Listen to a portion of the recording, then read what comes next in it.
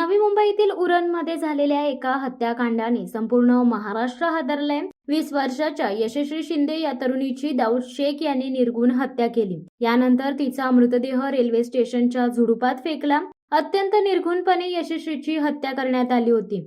मृतदेहावर सर्वत्र रक्त होते, शरीरावर देखील अनेक गंभीर जखमा होत्या। या प्रकरणी मुंबई पोलिसांनी आरोपी दाऊदच्या कर्नाटक येथील गुलबर्गा येथे जाऊन त्याच्या मुसक्या आवळल्यात। यशस्वीला न्याय मिळण्यासाठी संपूर्ण राज्यभरात मोर्चा आंदोलने काढण्यात येत आहेत। याच पार्श्वभूमीवर पेनमध्ये सह्याद्री प्रतिष्ठान हिंदुस्थान व संपूर्ण पेनकरांच्या माध्यमातून मूक मोर्चाचे आयोजन करण्यात आले होते। या मूक मोर्चाला लहान चिमुरड्यांसह महिलांनी मोठ्या प्रमाणात सहभाग घेतला होता। शिवाय सह्याद्री प्रतिष्ठान हिंदुस्थानचे असंख्य मावळे आणि विविध सामाजिक संघटनांचे सदस्य व कार्यकर्ते उपस्थित होते।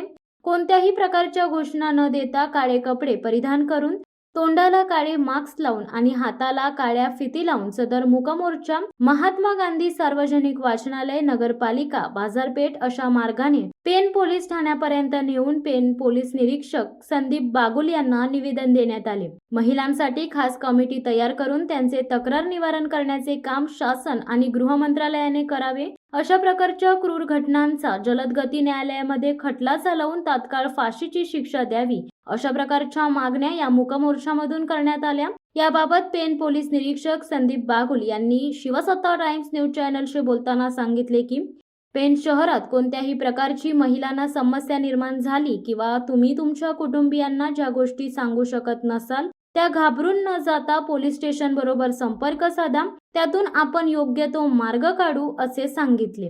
रायगडमध्ये ही तिसरी घटना आहे। पहिली घटना आली अक्षदा, दुसरी झाली ही घटना, तिसरी ब्रॉडली श्रद्धावरती वेशीमध्ये वार झाले, बरोबर।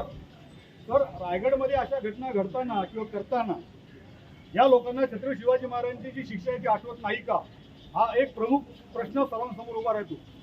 आणि आपण वारंवार मोर्चे काढायचे, वारंवार गोष्टी काढायच्या। आता आज आपल्याला खरं सांगायचं तर बोलायला देखील लाज वाटते, म्हणून आपण आज मूक मोर्चाचं आयोजन केलेलं आहे।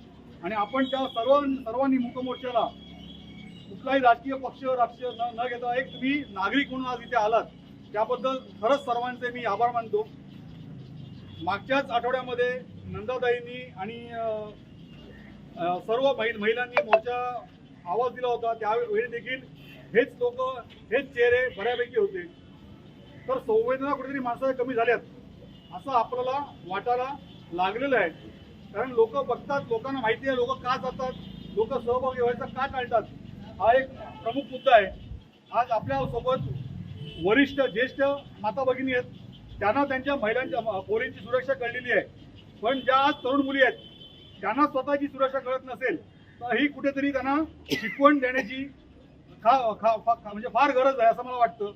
आणि साहेब, आम्ही आज मूक मोर्चा काढला, तुम्हाला मी सांगितलं की का काढला, कारण वारंवार आम्ही बोलून जर काहीच फरक नसेल पडत तर आम्ही शांततेचा मार्ग आणि एकदम मूक, म्हणजे आम्ही आता काही बोलण्याच्या मस्तीत नाही आहोत किंवा आम्ही बोलून सरकारला आणि प्रशासनाला थकलेलो आहोत, हेच आम्हाला त्यातनं दाखवायचं आहे। शिवसत्ता टाइम्स साठी देवा पेरवी, पेन।